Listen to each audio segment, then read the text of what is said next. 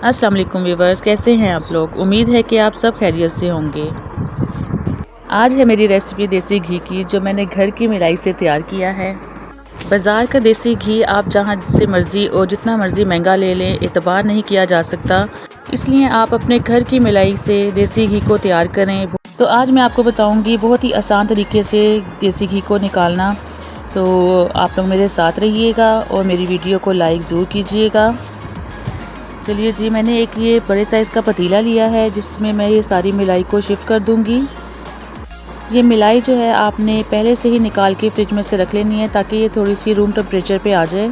बहुत ही आसान तरीके से आज मैं आपको मलाई से देसी घी निकालना बताऊंगी, जिससे ना ही हाथ गंदे होंगे और ना ही बहुत ज़्यादा बर्तन गंदे होंगे। तो चलिए अब इसको बनाना शुरू करते हैं। अब मैं इस पतीले को चूल्हे के ऊपर रख दूँगी। मीडियम टू लो फ्लेम पे मैंने इसे रखा है। ये मलाई जब तक मेल्ट नहीं हो जाती, इसको तब तक ही मैं पकाऊंगी। और जब ये मेल्ट हो जाएगी तो अभी के लिए हमारा चूल्हे का काम जो है ख़त्म हो जाएगा। ये देखिए व्यूवर्स, मलाई जो है हमारी सारी मेल्ट हो गई है और इसमें हल्का सा एक उबाल आ गया है। आप देख सकते हैं इसको चम्मच चला लें आप अच्छी तरीके से। इसको अच्छा सा मिक्स करने के बाद फ्लेम को मैं बंद कर दूँगी। अगला स्टेप जो है वो बहुत ही अहम है इस देसी घी को निकालने में, तो आप लोग मिस मत करिएगा कोई भी स्टेप।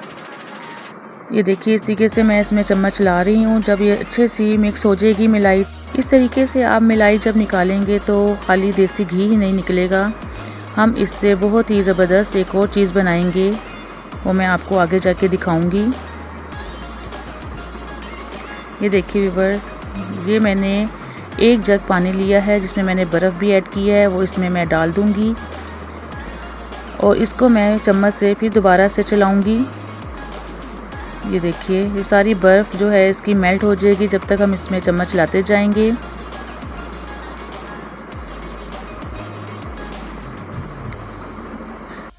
और अगर आपको मेरी ये वीडियो अच्छी लग रही है तो मेरी वीडियो को लाइक ज़रूर कीजिएगा और मेरे चैनल को सब्सक्राइब करना मत भूलिएगा।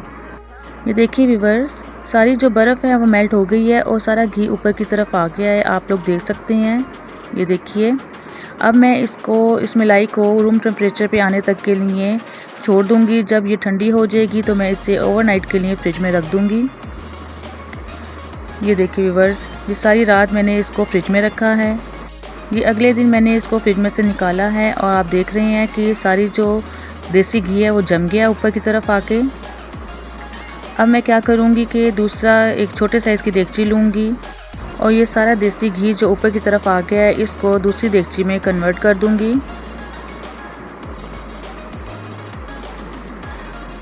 ये देखें सारा घी जो है वो ऊपर की तरफ आ गया है और नीचे जो है वो कहते हैं सारा दूध जो बच गया है हमारा। इस दूध को हम ज़ाया नहीं करेंगे, इस दूध से बहुत ही मज़ेदार खीर बनाएंगे। तो एक हमारी मलाई जो घर की खट्टी होती है, उससे सिर्फ एक चीज़ ही नहीं बनेगी, दो चीज़ें बनेंगी, देसी घी भी और खीर भी। तो चलिए इस देसी घी को मैं अब दोबारा से चूल्हे पे रखती हूँ और मीडियम टू लो फ्लेम पे मैं इसको दोबारा से मेल्ट करूँगी। ये देसी घी निकालने के बाद जो बाकी का दूध बचा था वो मैंने दूसरे चूल्हे पे रख दिया है पकने के लिए, जिसकी मैं खीर बनाऊँगी। ये देखिए व्यूअर्स, सारा घी ऊपर की तरफ आ गया है। अब इसको हमने पका लेना है जब तक इसमें जो मॉइस्चर है वो ख़त्म ना हो जाए। तो ये घी को तैयार करने में सिर्फ मुझे आधा घंटा लगा था। ये देखिए व्यूअर्स, बहुत ही ज़बरदस्त घी तैयार हो गया है। ये देखें बहुत ज़्यादा हमारी पतीली जो है वो गंदी नहीं हुई है, ख़राब नहीं हुई है, बहुत आसानी से ये साफ़ हो जाएगी। चलिए जी, इसको मैं कन्वर्ट कर लेती हूँ एक जार में। आप देखिए व्यूअर, घर की मलाई से कितना ही ज़बरदस्त और साफ़ सुथरा हमारा देसी घी तैयार हुआ है। आप लोग इस तरीके से देसी घी घर पे निकाल सकते हैं बहुत आसानी के साथ, कोई मुश्किल नहीं है।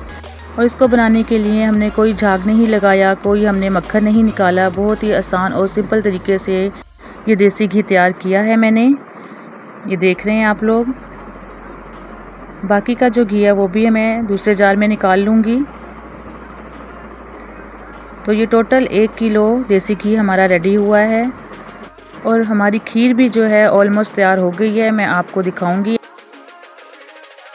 ये देखिए व्यूवर्स, घर की मिलाई के साथ हमने देसी घी भी रेडी कर लिया है और जो दूध हमारा बचा था उसकी हमने बहुत ही मज़ेदार सी खीर बनाई है। आप देख रहे हैं। आप लोग भी इस तरीके से देसी घी घर पे आसानी के साथ निकाल सकते हैं।